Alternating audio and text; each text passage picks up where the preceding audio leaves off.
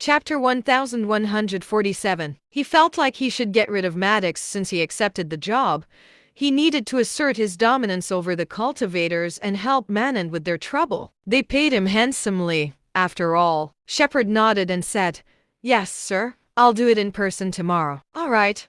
Wilbur nodded. The terms were agreed, so there was nothing left to say. Julian was an ambassador, so he merely exchanged some pleasantries before leaving with Lucia. Demi and the others started to work with Dasha over the next few days. A huge number of victims went back to their nations by crossing the borders. Demi and the others complied with Dasha seamlessly, and the Manon government turned a blind eye to the ordeal. Their work was done a few days, and everyone involved left. Wilbur told Sophie, "You should head back too." "I just wanted to watch," replied Sophie. He shook his head and said, "That shouldn't be your concern. Please go back." She lowered her gaze, and she did not dare to say anything else. He looked at Shepard and said, "Let's go. We have to meet this Maddox person." "You should be careful, sir. That cultivator really is something else," Shepard warned. Wilbur smiled and said, "I will." They went out and drove to the Manon mainland. Sophie suddenly looked up.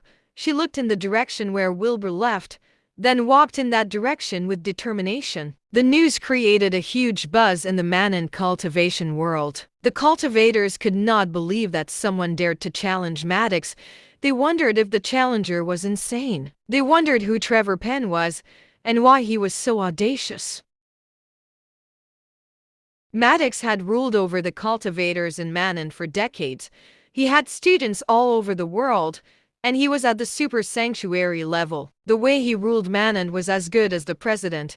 His cultivation was also invincible, so no one would dare to provoke him. They thought that Trevor Penn was crazy to challenge someone like that. Some cultivators rushed to Hollow Mountain when the news spread. It was where Maddox stayed. The cultivators wanted to see who the hell Trevor Penn was, and whether he was as powerful as they thought. There was a huge manor at Hollow Mountain. The living room of the manor building was filled with cultivators at that moment. Based on their clothing, there were a lot of cultivators in the military and political sectors. Moreover, some of the cultivators held high status.